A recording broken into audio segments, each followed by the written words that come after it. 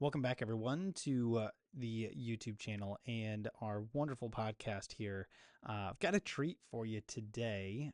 Today's episode is going to actually be a replay of a recent webinar that Kate and Jody here on our team at the Action Coach Central Texas team here put on just a few days ago called Perfect Your Pitch. So in this, throughout this webinar, they're going to be walking through how to perfect your pitch, how to integrate kind of your why and your passion into how you talk about what you do in your business and things like that. Phenomenal replay. It's about kind of 50 minutes long as you get into it. So enjoy this replay of the Perfect Your Pitch webinar with Kay and Jody here on the team at Action Coach in Central Texas.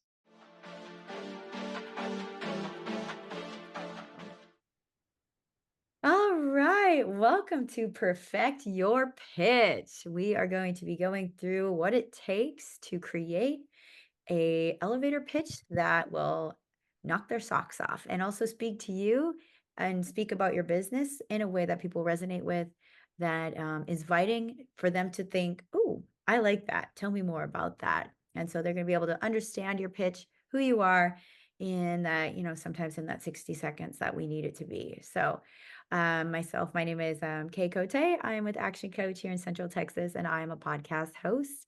And I've been working on, I'm a serial entrepreneur, and I have multiple businesses, and I've been working on perfecting my pitches since 2015. And then also my counterpart here is Jody. Jody, do you want to give a quick introduction about yourself? Sure. So Jody O'Brien, I am the CEO with Action Coach Central Texas and have just a wide variety of 35 plus years of experience of working in business and nonprofits, and recently have gotten certified as a YOS coach. So it's very interesting and intriguing as we try to put our personal touch in our pitch. Very true. Thank you, Jody. And welcome, Lexi. I'm going to give a quick rundown of what we're going to cover today. Little content. We had our welcome. We're going to go through some goals of today's presentation, some strategies for perfecting your pitch. And then we go into the creating process, which we can create your pitch or a practice pitch on this call today. And then we're going to go through some tips and techniques and breakout session, which since it's the three of us, we could just do it all together. And then next project is a spelling error on my part. So anyways, yes. So about us, we are in the boss community here on the Action Coach Facebook page, and we help entrepreneurs to find community, a community that supports them, and then providing great content weekly and sometimes daily, just to help give tips and tricks to grow in business, because it can be lonely as you're on your way as an entrepreneur, and it doesn't have to be. So Action Coach really provides that community component that helps you thrive. All right. So your elevator pitch. We're going to start with me for a little while, then we're going to dive into some amazing, juicy, I call it the cherry on top to your elevator pitch, is what Jody's going to be presenting on the YOS. But to get started, your elevator pitch is what makes it. So discover the key components to what makes a successful elevator pitch. We're going to cover that here because it can be daunting. It can be really daunting when you sit down to write your pitch, especially when you're writing for yourself. I don't know about you. When I'm writing marketing for other people, it flows so easy. But when I'm working on myself, I get stuck. I don't know if that's something. Raise your hand if you feel that way. Definitely. Yes, it can be hard to write about yourself. Can be hard to write about your business because, yeah, we see our businesses from conception to as they grow, and what we are trying to do with that, what makes that pitch great is to simplify it in terms for other people to be able to understand exactly what we're doing, because they don't have all that insight that we have. So how do we bring that to them in 60 seconds? How do we bring the most valuable component of our business that's going to make them say, "Oh, I want to get involved with that. Oh, that really speaks to me. I understand you do this." And that's what we're going to try and cover with that. Why it matters, because it really is that handshake for your business. It is that opportunity. I like to share a little story here of, I actually it was last year. I was in the elevator at Soho House, just going to an event. And there was a gentleman in there who was a fellow podcaster. And we struck up a conversation. I pitched what I was working on then, and we connected online, and we followed each other. I found out, he has interviewed Paris Hilton. He has been on the red carpet at the Oscars. That is the person I met in the elevator. So you never know who you're going to meet and where they're going to meet. So that is one thing why it matters. If we want to move our businesses forward faster and with awesome people involved, it's always good to have that pitch ready to go. How to make yours great when you know how to talk about your business with ease. It opens the doors for possibilities for growth. Again, like I said earlier, just like getting those people to have the aha moment within that short amount of time. All right, the structure of your pitch. These are key elements to creating that successful pitch. These are your tools in your tool belt. This is something you can take with you, whether you have to rework your pitch. I have multiple pitches for different parts of my business for the different audiences that I'm in. And so if you have these key 6 components, then you're setting yourself up for success. So we start with our hook. That's going to catch them. That's going to be like, this is like what's going to make them stop and say, oh, I'm interested in that. And then problem. What's the problem that you want to solve through your business? What are you solving? Of course, then the solution. This is how I solve this problem. Your value proposition. So what do you want from them, with them? I should say, what do you want to share together? Because we don't ever really want to go into it like, what do we want from someone? It's how do we want to grow? How can we collaborate? Like, that's how I like to look at it. And so what is that value proposition? And the next call to action. Hey, let's connect on LinkedIn. Hey, let's connect on Instagram. Can I get your number? A lot of times I go straight for the number. If I know it's somebody who I really think there's a strong possibility that I could connect with and do something cool, I grab that phone number right away. And they're usually cool about it because if they're feeling that same wavelength, they're going to want to connect with you too. And then the 6th one is an example. I would say of these is just, you know, I see you're in the music business. Or let me start that over. You did a really great set tonight. I see you are a really awesome DJ. Where else do you play in town? Oh, do you have an EPK? Do you have a press kit that you share with people when you're trying to put yourself out there and connect with these venues? Oh, you don't? Well, I have a solution. I build EPKs for artists and I can help you. I can help you with your bio writing and help you on your journey with where you get stumped, when you talk about your music, because I know it's hard as an artist to talk about your music sometimes. My value proposition would be something like, why don't we sit down and have a quick 15-minute consultation to see if I'd be a good fit for you to help you with your EPK. All right, let me grab your phone number. I'd love to connect with you next week. Well, let's get that scheduled right now. Okay, cool. Here's my Calendly. All right, we'll see you at 3:15 on Tuesday. That's an example right there. I literally just wrote that on the fly, but that's because I know how to talk about that elevator pitch. I was able to put that together and say, I know what I'm talking about, and you do too. You know what you're talking about, and this just gives you that formula to take it from A to B and get them on a call. So crafting your hook, this is a fun one. Engage, use opening statements here. This is where you can ask them a question about themselves because people can feel when they're being sold. And sometimes we have to really assess, think about how you feel. If you're in an elevator and somebody looks at you and says, hey, Lexi, I've got this brand new jump rope. I think you need this jump rope. And you're like, I don't jump rope. What are you talking about? Right? And then after that, it's like, I don't even jump rope. She didn't even ask me. Rather leading with hey, Lexi, I saw you at yoga class today. Do you like to work out? Yeah. Cool. Well, what kind of workouts do you like to do? Oh, really love yoga. And then you can lead into, if it fits, and she says something like, I love yoga, but I'm trying to get into something new. I really am always open to different workouts. I'll say, oh, have you ever thought about jump rope? It's really fun to set it to music and kind of like going on, use that as your hook. Use open-ended questions, get to know the person right away. because maybe it's not a good fit, you know? Even artists, sometimes artists, if they don't really want to go the EPK route, you know, I want to know right away, are they open? Are they open to being coached with their EPK? What's their mindset? You know, gathering kind of those nonverbal cues. You know, you have a little bit of time to kind of gather that information. So that's a little bit about crafting your hook. And we're kind of cruising through this. So is there any questions so far? No, that was great so far. Thank you. All right. So crafting your hook. So then defining that problem and the solution. So describe the problem, you know, in a way of, you know, let's just keep going with the let's keep going with the jump rope. So the problem is, you know, Lexi's looking to integrate more cardio into her day to day, and man, I really want to do more cardio. I could like start with something like, have you ever, you know, thought about like, how do you feel about cardio? Do you like cardio? Does it like liven you up? And she's like, yeah, I like cardio. I run.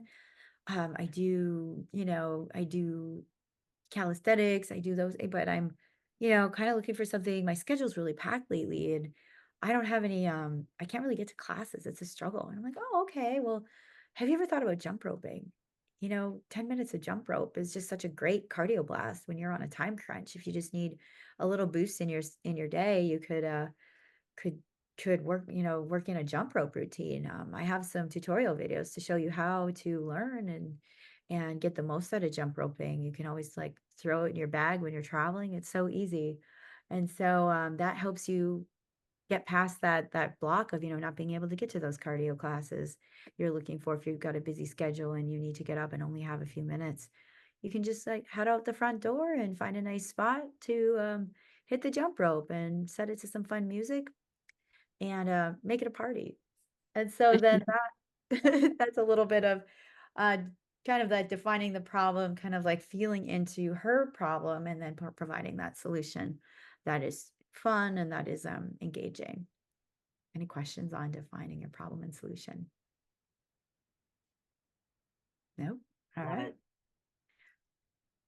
And here's that value proposition, you know, articulating what makes it great. And I kind of did that on the previous slide, but kind of diving into, you know, jump rope is so easy and you don't need a gym to do it. You don't need to buy your spin shoes and go hop on the spin bike. You don't have to get up super early. If you have a little window in your day, you can fit in a jump rope session super easy and it's convenient for you. No gym required. So something like that, that's your value proposition. And then conveying a few of those benefits, you know, you get, it's a great workout if you want to get your heart rate up. It's a great way to build your cardiovascular system. And you can integrate it into a longer routine if you want to. It's one of those things that you can just add into any workout. You can add it in before, like maybe after a yoga class or before you do some strength training. It's a great way to integrate into a routine. If you're doing a hit with some high energy impact moves, you can integrate a minute of jump rope or 30 seconds of jump rope within there. So those, thinking that benefit to them, why it makes it easy for them to use it. It's simple. It's doesn't take any room in your traveling, your luggage. It's so easy. I carry my jump rope literally everywhere.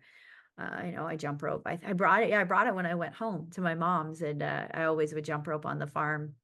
Little fun story about jump rope, why I love it and why I think it's such a great cardio is I was living in South Africa and I didn't have a gym. And I remember going with my partner at the time. We went to a little local store and got some things. I was like, well, I need to pick up some fitness gear. I was there for 3 months, you know, living in this place. And I saw a jump rope and I was like, "Ooh, you know, that I could just do at the house. That's super easy." And that's when I started jump roping and you know, getting it was hard to kind of get the footwork at first. However, once you get it, it is so much fun. And then like I started making playlists for jump ropes to help me keep kind of on a rhythm. And then I started like kind of shuffle dancing while I was jump roping because I felt like once you get the move, you can start doing those like kind of fun little acrobatic things you see people do when they're jump roping. And so I will have a jump rope with me wherever I go. You'll see me and I'll bust it out. Yeah, I'll be on like on the down and like find a place in the park or somewhere where there's a little bit of concrete and you can just do your jump rope routine. Super easy. So that is something I really like. It's so convenient. Okay, so that is a value proposition and differentiation, and stories are great. That story is true. It's an aspect of my life, and bring those little key components into it. Like, what would make you say yes? Think about putting yourself in their shoes. What would make them say yes? How are you providing value to them? And then the call to action within like the jump rope, like with a jump rope, that could be as simple as like getting them connected if you have a jump rope community or a playlist, something like that. Those are fun things to add, but your call to action would be like, hey, I can send you a link to my website where you can buy my jump rope, as well as a playlist that comes with it for free of just some great music that inspires me and may inspire you on your jump roping journey. And then some tips and techniques for effective pitches and solutions. Again, these are some fun things. These are tools. These are 3 tools for your tool belt. These tools I take with me everywhere, and I've just kept it down to 3 simple tools so they're easy to remember. First tool is keep it concise and keep it clear. Again, when you're selling a jump rope, keep it very, very clear what you're doing. It just is something that makes it easy for them to understand so they don't get overwhelmed. For example, if you're, going in with the jump rope but you have other merch on your website, say you have a t-shirt collection and you have a tennis shoe and a sunglasses, right? You have these things that accompany your jump rope brand to kind of create that holistic brand.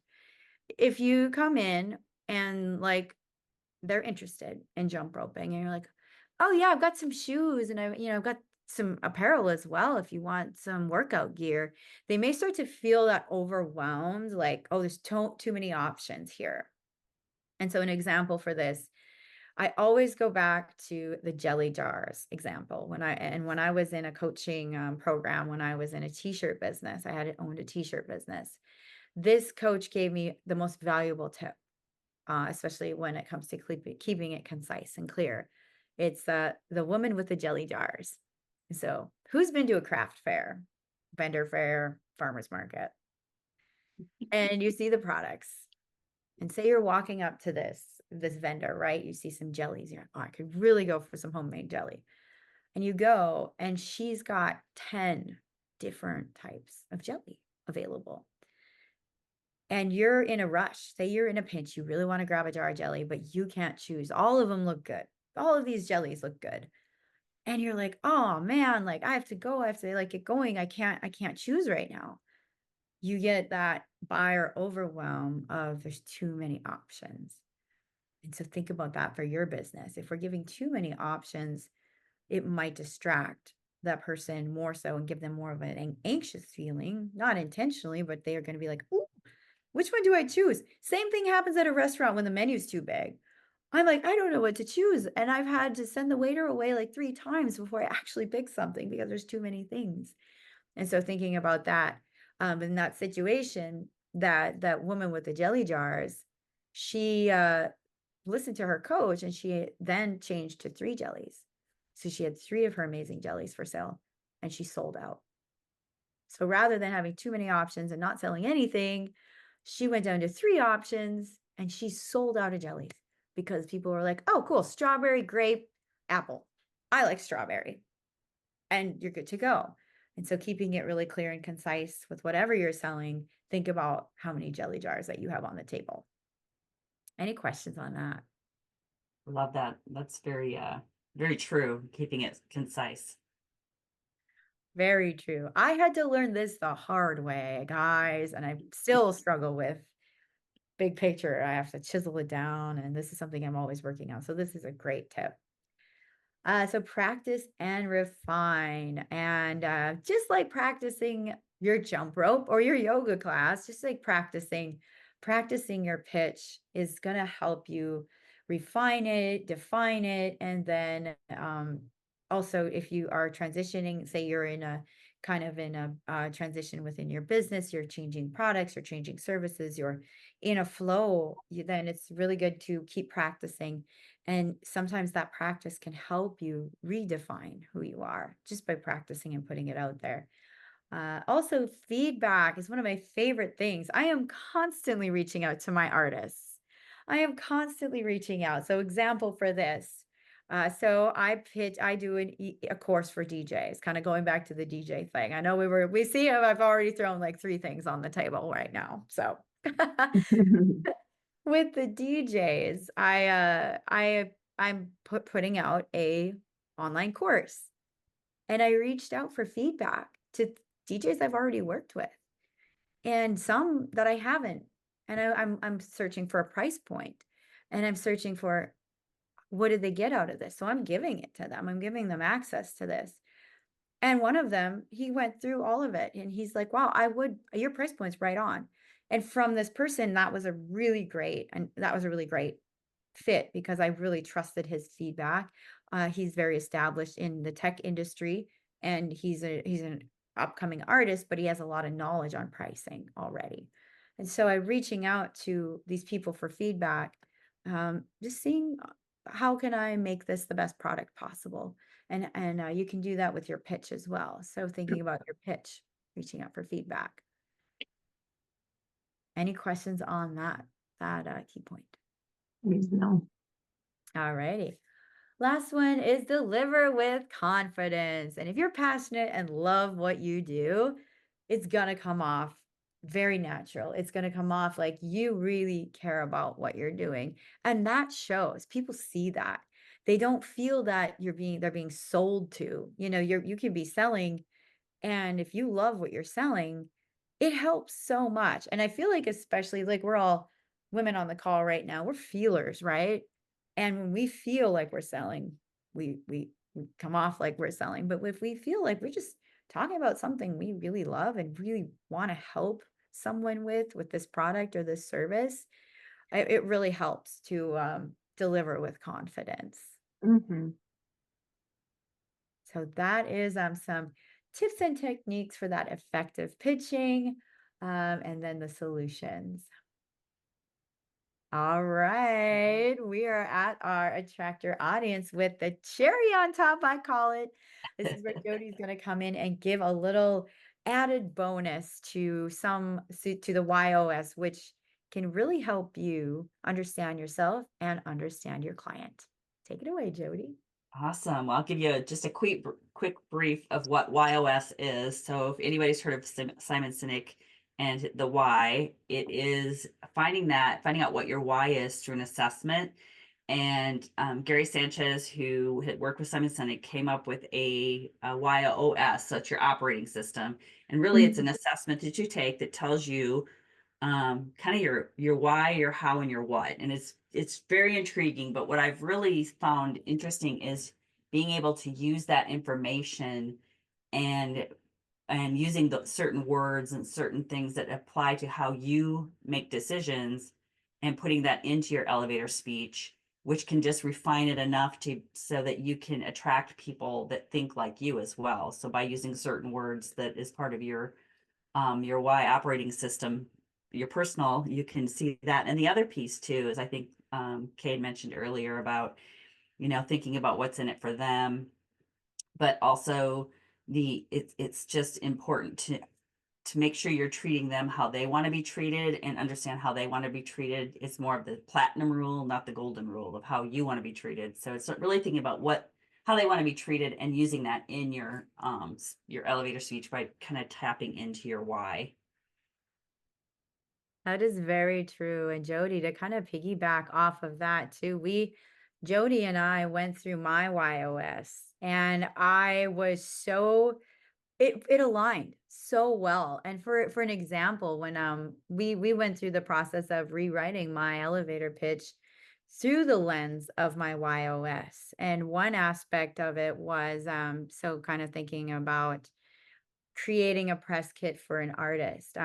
My why is a better way. And so better way is what there's multiple kind of like whys that are part of the like what you can you can get. And Better Way is totally in alignment with me. So rewriting it to use that language that I want to help these artists get better gigs. I want to help them define themselves as an artist to put their best foot forward. And so like words like better and best and like help them to amplify their careers by writing bios that work for them, that talk about their music and help them find a better way to book gigs. And so that was kind of one of the elements that really helped me define how do I want to put myself out there? How do I use my YOS? And then also, who do I want to attract? I want to attract artists who want to better themselves, who want to grow. You know, there are a variety of different artists out there. Some of them, they're like, I have a great job. I'm in tech. I just like to DJ to blow off steam. I really don't want to grow it into a career. I just want to get a resident DJ gig. And I really don't want to put a lot into branding myself. And that's okay. They may come back after a year and love it so much that they want to do that. Maybe they don't. Maybe they do it for a season and they go back to their like focusing on their day job. And that is totally okay. But what my client that I'm looking for is the DJ that's like, I really want to create a career out of this. I want to become better. I want to grow. I want to have a better form of marketing for myself, and I need help, and I'm okay with needing help. Who can help me? Oh, Kay can help me. And then we have that conversation. And so knowing your YOS can help you know yourself and your client and attract those right clients. Yeah, and there's 9 different whys this assessment gives you.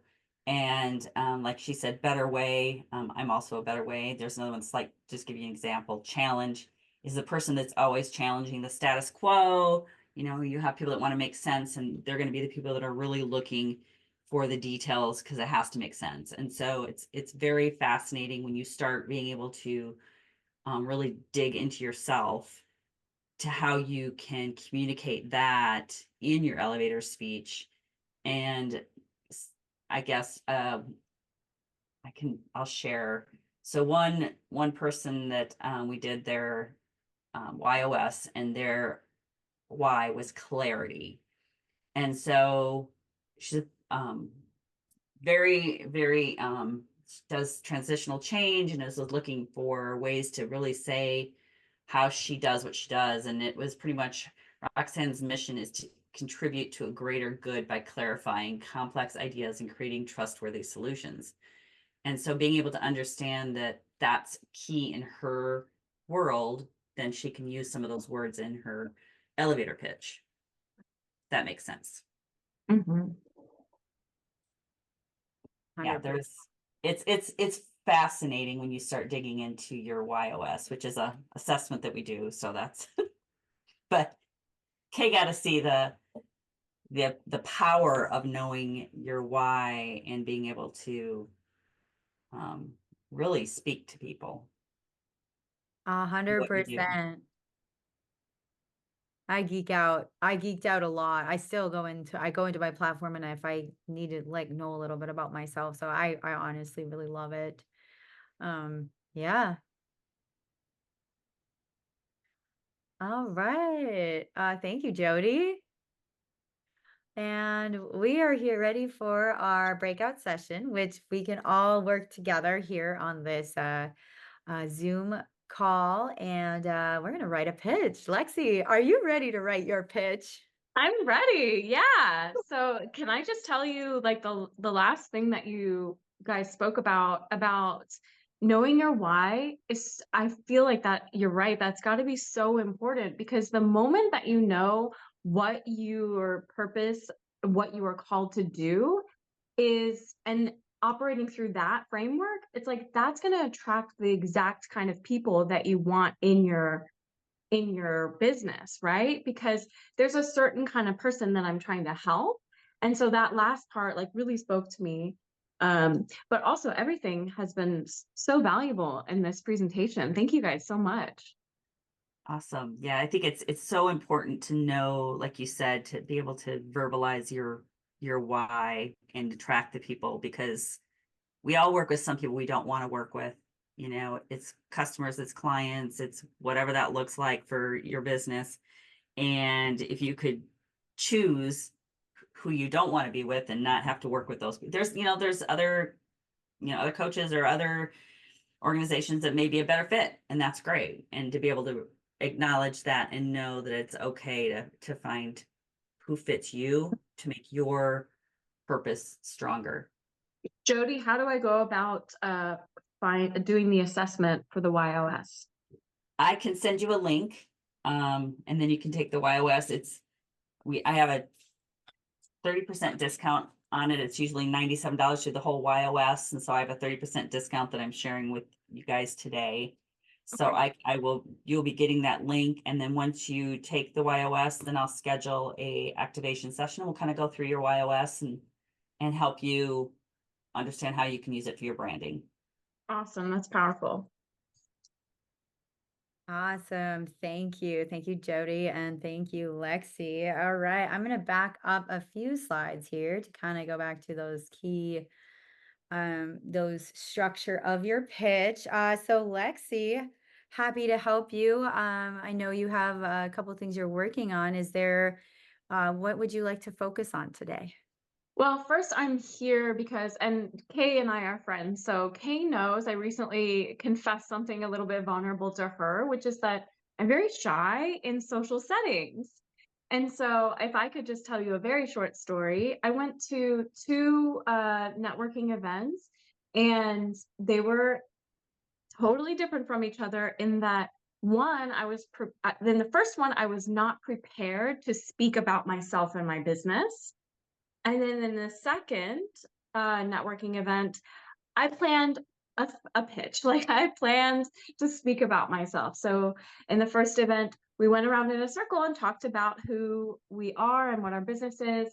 And I got really nervous, and I just tried to spit it out as quickly as possible, and then hope that I could deflect attention off of myself.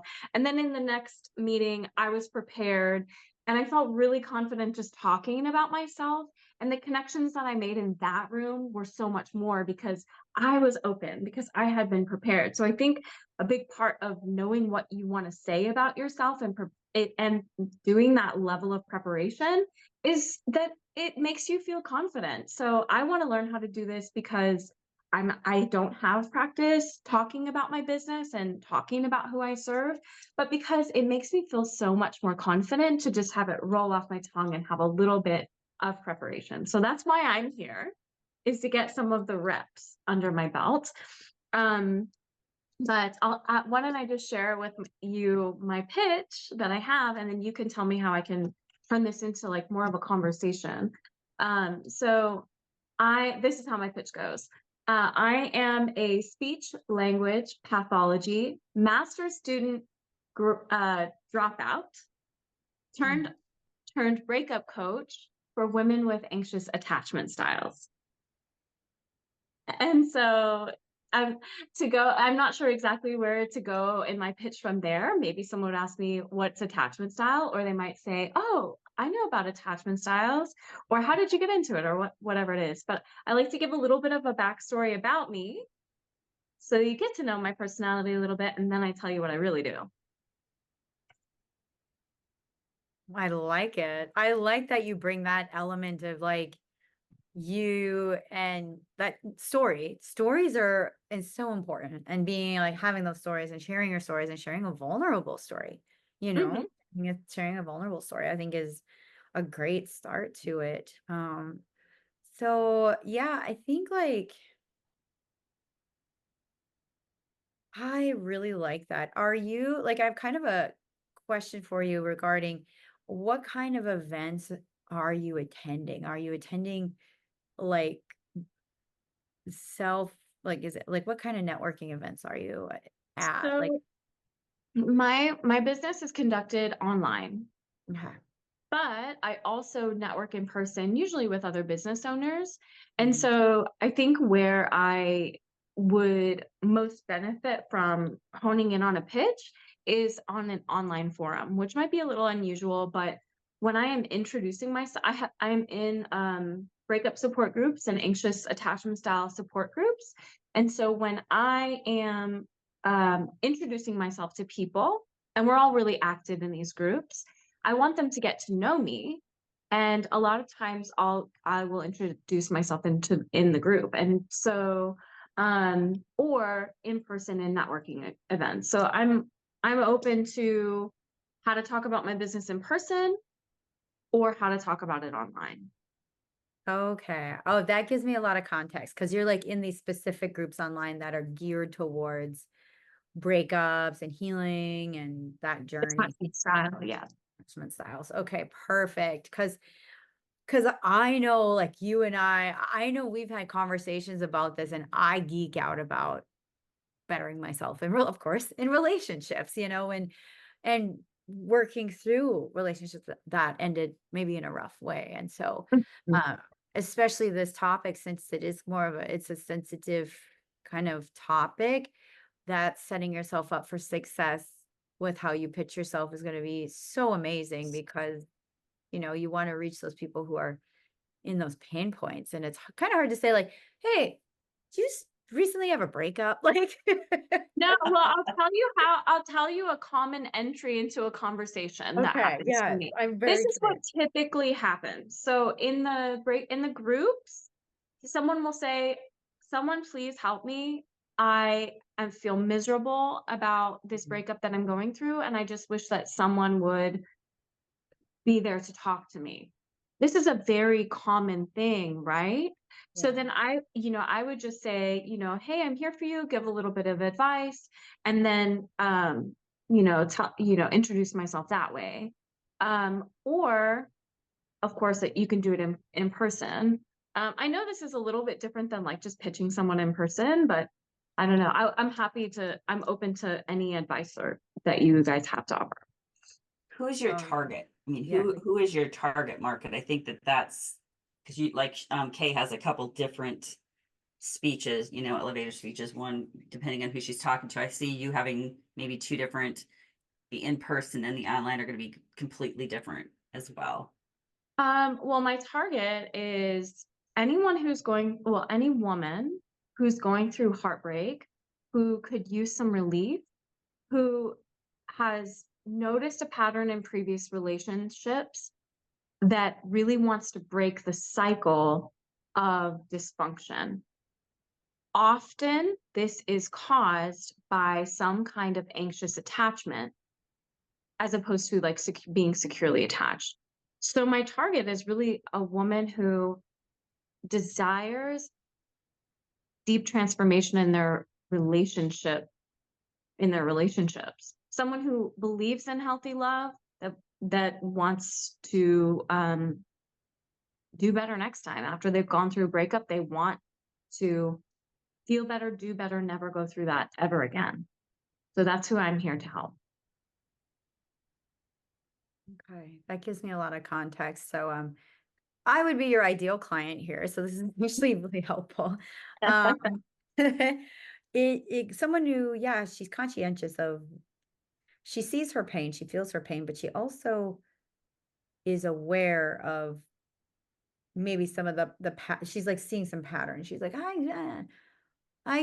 she's not placing the blame all on the other partner. She's like, okay, what happened here? I'm noticing some patterns in myself.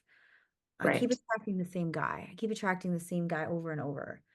And so pitch wise, let's look at that. So you've got the hook. I like your hook. I like that you're vulnerable and you say what you were doing and then that you turned to this passion and like into Mhm. your business. And that shows the Mhm. vulnerability. So right away they're going to be like, "Oh, she gets it. She's been through some stuff. She's made a Mhm. transition in her life." And then the problem is, if these don't say I'm in the forum saying, gosh, another one bites the dust. Dating in Austin is awful. Like why are these guys just ghosting me? I need some help. Right. So how would you come in if I were to say, that, like think I was about, thinking, sorry, Kay. Oh, you're good. No, I was just thinking too, is everybody's had that. So how do you start with that? Because everybody can relate to that depending on if it's something that they're dealing with now or something they've dealt with. So I would Right. say telling that common story that 99.9% of women have Yeah, have absolutely. had. So it's like even if I heard it and I'd be like, okay, that's not really me right now, but hey, I know a person I really need to introduce you to. So I think getting us all on the same page in your after your hook would be just bringing us all on the same level. So it's not a embarrassment. It's not anything that would be uncommon. Does that Yeah. make sense? Yes, it's very common. I agree. The majority of us have experienced heartbreak. Mhm. And I'm open to like I'm very open and vulnerable. That's part of my healing. So part of my hook could just be, I went through a breakup.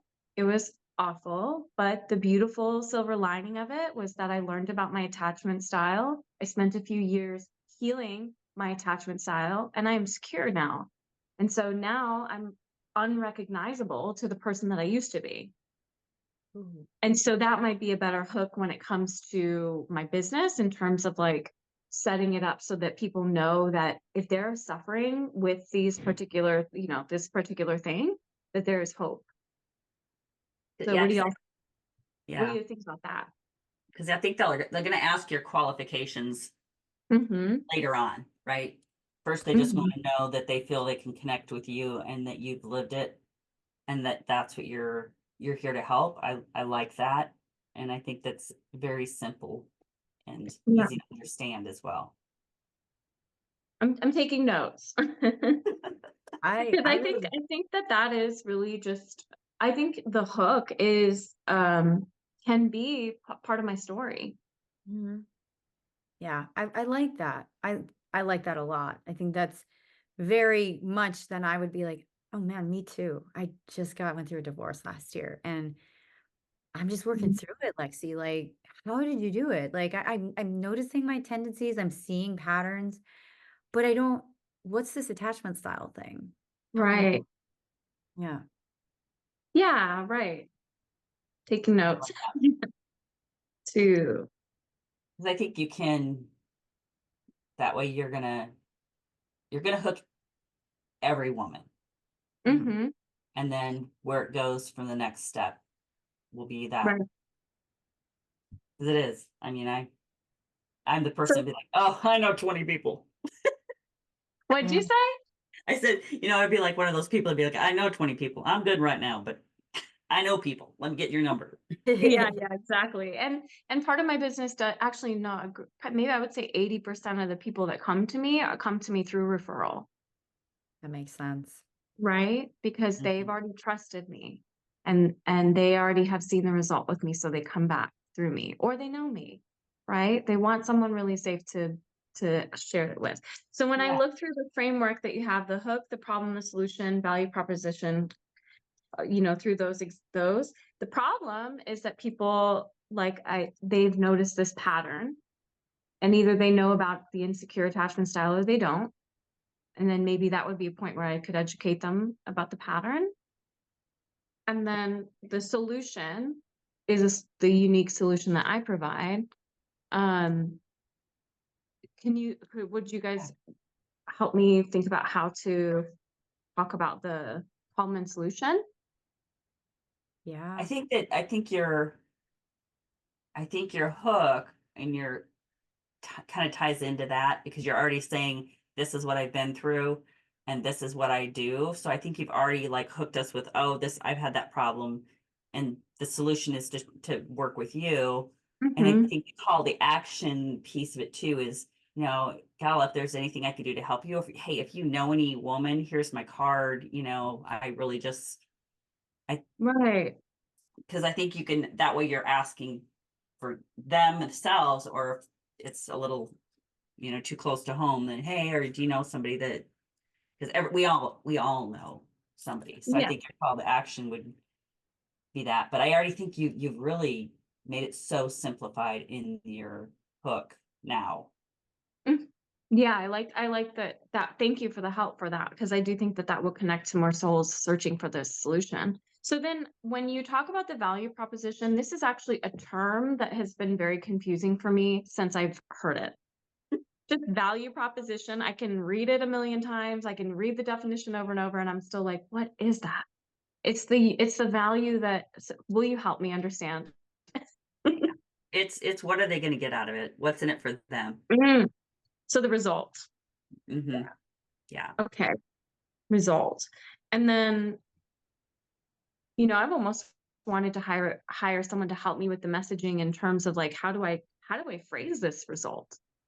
Because some of what I talk about is a little bit scientific and it doesn't connect with everybody, which when I say secure, 5 years ago, I wouldn't have known what that meant. Do you utilize AI like ChatGPT or anything like that? Because Yeah. maybe that popping that scientific kind of paragraph Mumbo mumbo jumbo. jumbo, Yeah. and you can tell it specifically. Write this so a third grader can understand it. Okay. Yeah. Be very, very clear in your prompts, but it's been a great, I know there's, likes and dislikes. It's not like take everything verbatim from Chat GPT, but it is been very good at helping you just think through how to simplify it and making those prompts clear, like a third grader can understand this. Yeah, that's a great suggestion. Yeah, because a lot of different coaches have told me that I'm talking in like high level science stuff, because in college, as a speech pathologist, we studied neuroscience, and all of these really technical terms come up, and I'm constantly trying to figure out how to say the same thing, but just not so nerdy. As we say, dumb it down. Dumb it down. Yeah, and I don't even want to say dumb it down because I don't want people to think that I know people are very intelligent, but to make it connect, Yeah, I like that. Relatable. Yeah. relatable.